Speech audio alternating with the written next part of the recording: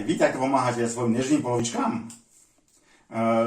Ten kút je takto špinavý a ukážem vám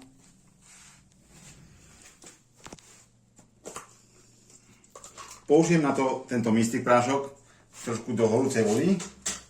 Trochu nasypem.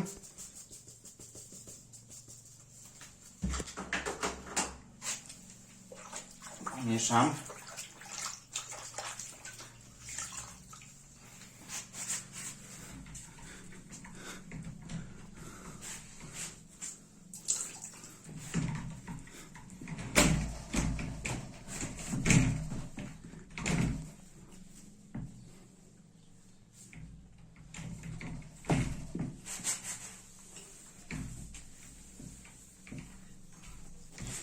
Umývanie čistou vodou. Pravidelným čistením dosiahnete ešte lepší efekt.